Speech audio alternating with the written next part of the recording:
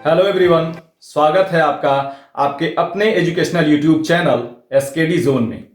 इस वीडियो में हम लोग डिस्कस करने वाले हैं टेक्सोनॉमिक एड्स यानी वर्गीकीय सहायता साधन। अब ये देखिए, टेक्सोनॉमिक एड्स या वर्गीकीय सहायता साधन होता क्या है, इसको पहले देख लेते हैं। कि देखिए, नाम या शब्द से ही क्लियर हो रहा है कि वर्गीकीय सहायता साधन यानी ऐसे साधन जो वर्गीकी की सहायता करते हो या वर्गीकी में सहायक हो, वे सभी क्या कहलाएंगे? टेक्सोनॉमिक एड्स यानी कि वर्गीकी सहायता साधन।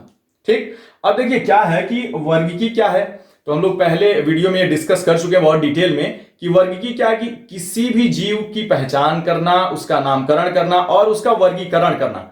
ये सारी चीजें जिस ब्रांच में आती हैं साइंस के, वो क्या है? वर्गीकी है। तो उन सभी चीजों में यानी कि किसी जीव के की पहचान में, नामकरण में और उसके वर्गीकरण में जो सहायक साधन होते हैं, जो टूल्स होते हैं, जो उसमें सहायक होते हैं, वही क्या कहलाते हैं? वर्गीकी सहायता साधन यानी टैक्सोनॉमिक एड्स। क्लियर?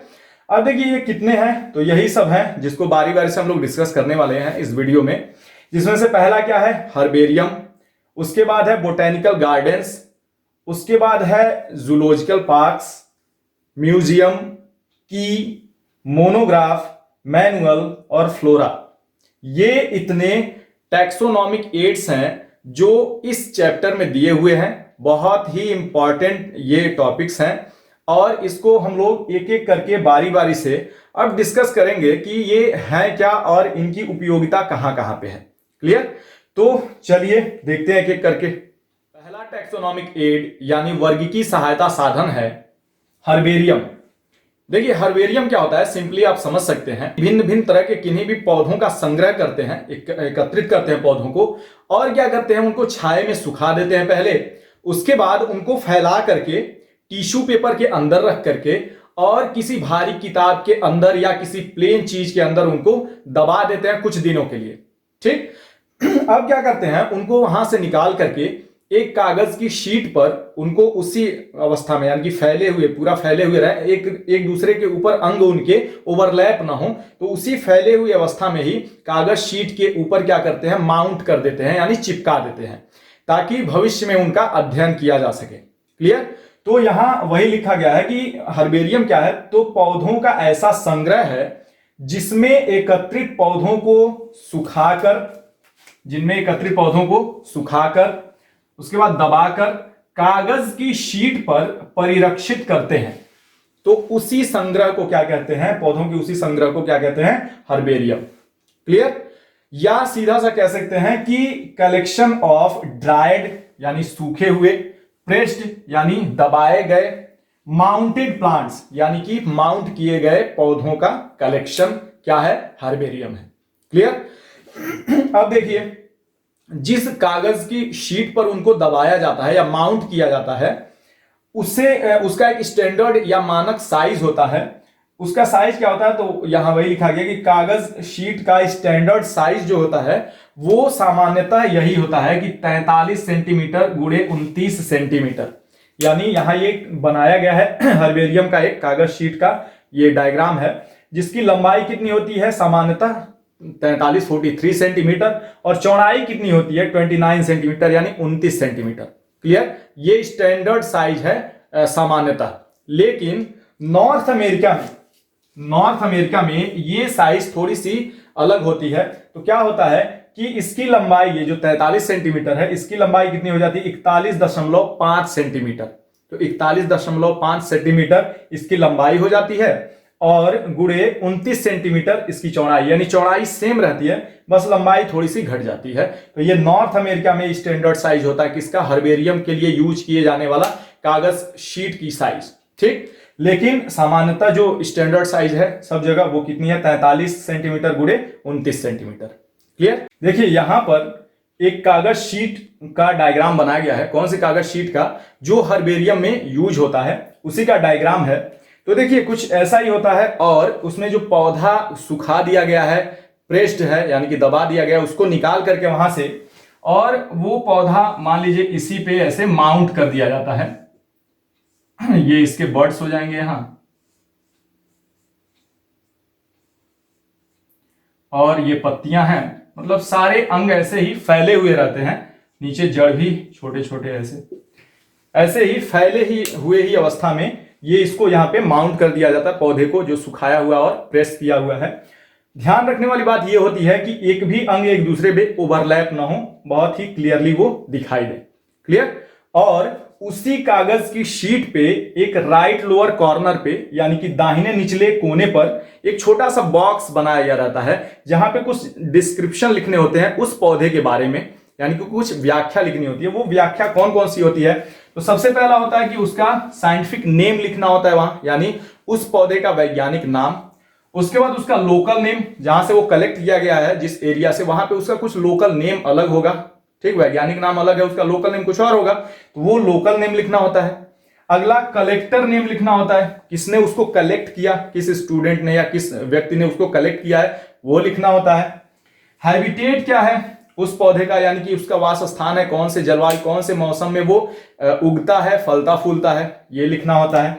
और date of collection, date of collection मतलब किस तारीख में उसको वहां से कलेक्ट किया गया, मतलब उखाड़ करके वहां लाया गया सुखाने के लिए, वो डेट लिखना होता है। अन्य जानकारियां भी अगर होती हैं उसके बारे में कुछ विशेष, तो वो भी उसी बॉक्स में लिखी जाती है जो राइट लोअर कॉर्नर पे दिया रहता है। क्लियर। कई बार ऐसा होता है कि ऐसे भी पौधे कलेक्ट किए जाते हैं जो कि मांसल और सरस होते हैं, तो उनको तो दबा करके सुखा करके ऐसे कागज शीट पे नहीं माउंट किया जा सकता है। कारण क्या है कि इतने मांसल होते हैं, वो जो ही उनको सुखाया जाएगा और प्रेस किया जाएगा तो अपना जो मूल रूप होता है वो खो देंगे, उनकी आकार की ही चेंज हो जाएगी। तो उनको क्या करते हैं कि सुखाया नहीं जाता है, उनको उखाड़ करके वहां से एकत्रित किया जाता है और उनको फॉर्मेलिन के घोल में, सामान्यतः फॉर्मेलिन के घोल में उनको प्रिजर्व किया जाता है। फॉर्मेलिन का घोल उनको सड़ने नहीं देता, डिकम्पोज नहीं होने देता है। ठीक, तो ये रहा क्या, हर्बेरियम। अगला जो है टैक्सोनॉमिक एड, वो है बोटेनिकल गार्डन्स या वनस्पति उद्यान। देखिए वनस्पति उद्यान या बोटेनिकल गार्डन क्या है कि ये भी वास्तव में पौधों का एक संग्रह ही है, लेकिन ऐसे पौधे जो जीवित अवस्था में हों। यहां पे हर्बेरियम में क्या था, वो मृत अवस्था में उनका कलेक्शन हो रहा था, लेकिन बोटेनिकल गार्डन में जीवित अवस्था में भिन्न भिन्न तरह के पौधों का कलेक्शन होता है। ठीक, तो ये सीधा सा कह सकते हैं कि वनस्पति उद्यान क्या है कि ऐसे पौधों का कलेक्शन है, भिन्न भिन्न तरह के पौधों का कलेक्शन जो मानव द्वारा उगाए जाते हैं किसी एक निश्चित स्थान पे। क्लियर। तो यहां वही लिखा गया है, प्लेस वह जगह, where variety of plants are grown, जहां पर ऐसी जगह जहां पर भिन्न भिन्न तरह के या भिन्न भिन्न प्रकार के पौधों को उगाया जाता है मानव के द्वारा, उसी को कहते हैं क्या, बोटेनिकल गार्डन्स या वनस्पति उद्यान। ठीक, अब देखिए यहां वही लिखा गया कि पौधों का यह संग्रह, जो यह संग्रह है पौधों का, भिन्न भिन्न तरह के पौधों का, यह उनके जीवित अवस्था में ही होता है। हर्बेरियम की तरह मृत अवस्था में नहीं, यहां जीवित अवस्था में ही उनका संग्रह होता है और भिन्न भिन्न तरह के पौधों को एक जगह उगाया जाता है। पर्पज क्या है, उद्देश्य क्या है? देखिए यही उद्देश्य इसका भी है, हर्बेरियम का भी सेम उद्देश्य इसका भी है। उद्देश्य कि उद्देश्य क्या है कि लोगों को शिक्षित करने के लिए और दूसरा वैज्ञानिक अध्ययन के लिए। पहला है लोगों को शिक्षित करने के लिए और दूसरा है वैज्ञानिक अध्ययन के लिए। ये दोनों क्या हो गए, उद्देश्य हो गए किसके, बोटेनिकल गार्डन के और हर्बेरियम के लिए भी। क्यों उनको एक जगह संग्रहित किया जाएगा, तो लाजमी सी बात है कि लोगों को शिक्षित करने के लिए भिन्न भिन्न तरह के लोग आएंगे और वो मेहनत एक बार ही हुआ है उसको देखेंगे और उसके आकारिकी का, उसके विभिन्न चीजों का अध्ययन करेंगे। तो लोगों को शिक्षित करने के लिए और वैज्ञानिक अध्ययन के लिए ये क्या किए जाते हैं, बोटेनिकल गार्डन्स उगाए जाते हैं या कह सकते हैं हर्बेरियम बनाए जाते हैं। ठीक, अब देखिए क्या है कि कुछ बहुत ही महत्वपूर्ण बोटेनिकल गार्डन्स हैं जो आपके सिलेबस में दिए हुए हैं, उनको एक एक करके देखते हैं कि वो क्या हैं और किस लिए वो फेमस हैं। एक बहुत ही फेमस बोटेनिकल गार्डन है द इंडियन बोटेनिकल गार्डन। ये इसका कह सकते हैं ये ओल्ड नेम है, the Indian botanical garden old name है। न्यू नेम क्या हो गया, अभी आज के समय में इसको इस नाम से जाना जाता है जो कि है आचार्य Jagdish Chandra Bose botanical garden. Clear. कहां पे स्थित है, हावड़ा कोलकाता। हावड़ा के कोलकाता के हावड़ा में स्थित है क्या, द इंडियन बोटेनिकल गार्डन, जो इसका ओल्ड नेम है। और नया नाम जो है वो है आचार्य जगदीश चंद्र बोस बोटेनिकल गार्डन। और वेरी ओल्ड नेम कह सकते हैं इसको, बहुत पहले कहा जाता था रॉयल बोटेनिकल गार्डन। तो ये कह सकते हैं ओल्ड नेम है, ये इसको क्या कह सकते हैं, ये वेरी ओल्ड नेम है, बहुत पुराना नाम है। और अभी जो न्यू या मॉडर्न नेम है इस बोटेनिकल गार्डन का वो क्या है, आचार्य जगदीश चंद्र बोस बोटेनिकल गार्डन, जो कि हावड़ा कोलकाता में स्थित है। क्लियर। अब किसके लिए फेमस है, इतना फेमस है तो किसके लिए है, तो बहुत सारे इसमें फेमस चीजें हैं, बहुत सारी वैरायटी के पौधे हैं, लेकिन कुछ चीजें यहां पे बताई गई हैं जिसके लिए ये बहुत ज्यादा फेमस है। इसमें पहला है famous for great banyan tree, विशाल एक बरगद का वृक्ष है, उसके लिए ये फेमस है ये बोटेनिकल गार्डन। उसकी खासियत क्या है वो देखते हैं। हाँ, ग्रेट बनियान ट्री जो है उसका जो वैज्ञानिक नाम है वो है फाइकस बेंगालेंसिस या ग्रेट बनियान ट्री। किसके लिए फेमस है, तो लगभग ये 250 साल पुराना है, 250 साल पुराना है, और लगभग 3000 से भी अधिक प्रॉप रूट्स या एरियल रूट्स इसमें से निकले हुए हैं। आप लोग जब बरगद का वृक्ष देखते होंगे तो उसमें से जो एरियल रूट्स निकलते हैं, प्रॉप रूट्स कहलाते हैं, वो उनकी संख्या कितनी है इसमें, लगभग 3000 से भी अधिक, 3000 से अधिक काउंट हो चुके हैं ये प्रॉप रूट्स या एरियल रूट्स जो उसमें से निकले हुए हैं। क्लियर। इनको देख करके लगता ही नहीं है कि इनका मेन ट्रंक या मेन स्टेम कौन सा है और ये प्रॉप रूट्स कौन से हैं, है ना। और उसके बाद क्षेत्रफल कितना है, कितने क्षेत्रफल में ये एक वृक्ष फैला हुआ है, वो है लगभग 18,000 स्क्वायर मीटर से भी अधिक क्षेत्रफल में ये एक ही वृक्ष इतने क्षेत्रफल को घेरे हुए है, जिससे लगता है कि एक छोटा मोटा जंगल है। अकेला एक ही वृक्ष लगता है कि एक पूरा छोटा मोटा जंगल है जो इतने बड़े स्क्वायर मीटर क्षेत्रफल को घेरे हुए है। क्लियर। हाँ, ये कुछ तस्वीरें हैं इसकी किसकी, ग्रेट बनियान ट्री जो की है कहां पे स्थित, हावड़ा कोलकाता में, जगदीश चंद्र बोस बोटेनिकल गार्डन में। ये कुछ तस्वीरें आप देख करके जान सकते हैं कि ये कितना विशालकाय होगा और किसके लिए फेमस है। ये Guinness book of world record में भी इसका नाम दर्ज है अपने विशालकाय रूप के लिए। क्लियर। अब देखिए दूसरा जो पौधा है इस बोटेनिकल गार्डन में जिसके लिए फेमस है वो है जाइंट वाटर लिली, जिसका वैज्ञानिक नाम है विक्टोरिया अमेजोनिका। किसके लिए फेमस है, तो अपनी पत्तियों के लिए। इसकी पत्तियां इतनी बड़ी हैं कि एक ही पत्ती पर 5-6 लोग बैठ करके गोले में ऐसे बैठ करके बात कर सकते हैं, जिसका जो डायमीटर है, लीफ का डायमीटर यहां लिखा गया है कि जो लीफ का डायमीटर है वो 2 से 3 मीटर है, 2 से 3 मीटर इसका डायमीटर किसका, विक्टोरिया अमेजोनिका का, जिसको जाइंट वाटर लिली भी कहते हैं।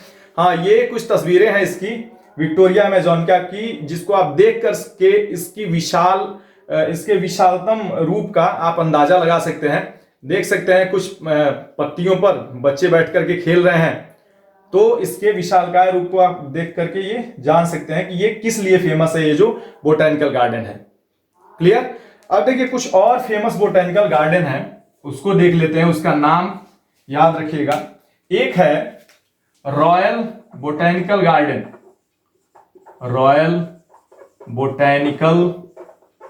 गार्डन, जो कि है कहां पे स्थित, जो कि स्थित है क्यू, और ये कहां है, इंग्लैंड में। इंग्लैंड में स्थित है क्या, रॉयल बोटेनिकल गार्डन फेमस है। और एक और बोटेनिकल गार्डन फेमस है जो इंडिया में है, वो क्या है, नेशनल बोटेनिकल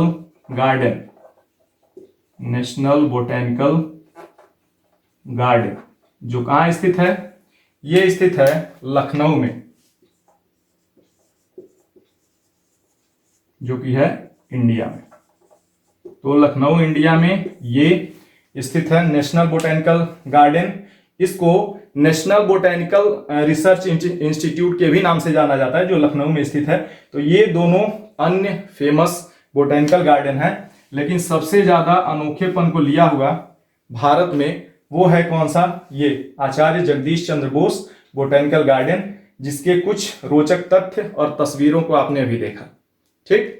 अब देखिए इसके बाद जो बच जाता है टेक्सोनॉमिक एड्स, जैसे कि जूलॉजिकल पार्क्स है, म्यूजियम है, ये सारी चीजें जो बच जाती हैं वो इस वीडियो में नहीं, नेक्स्ट वीडियो में हम लोग उसको डिस्कस करेंगे। तो फिलहाल इस वीडियो में यहीं तक, अगले वीडियो में उन सभी टॉपिक्स के साथ शीघ्र मुलाकात होगी।